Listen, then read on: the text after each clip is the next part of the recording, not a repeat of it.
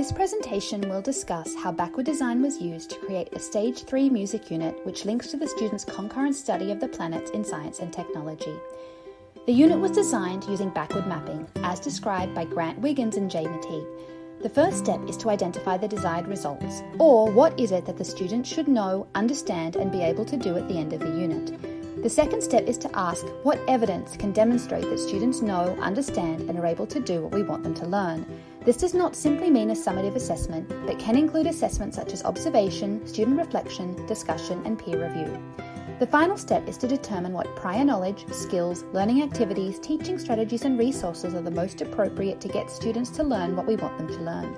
And how will instruction be designed so that formative feedback assists students in attaining the desired results?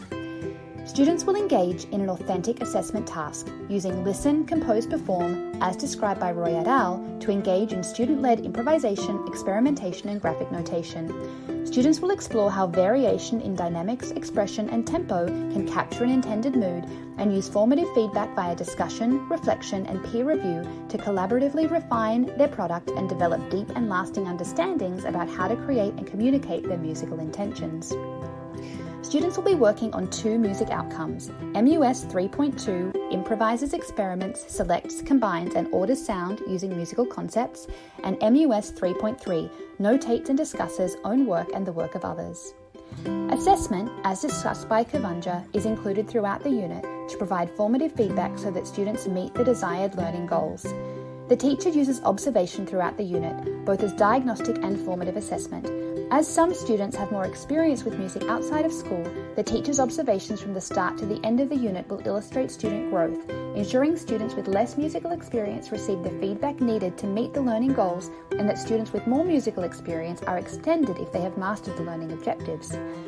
Discussion and questioning is used at the end of each lesson so that students can explain their understandings and their reasoning, allowing the teacher to correct any misconceptions, for students to learn from their peers, and for the teacher to adjust their instruction if needed. Peer review of graphic notation ensures that it contains the required elements of pitch, rhythm, and structure. Students will have differing levels of musical knowledge, and traditional notation is not required to meet the learning objectives. Peer review requires students to critically evaluate their peers' work to be sure that it contains the required elements and allows students to see that music can be communicated in various and creative ways.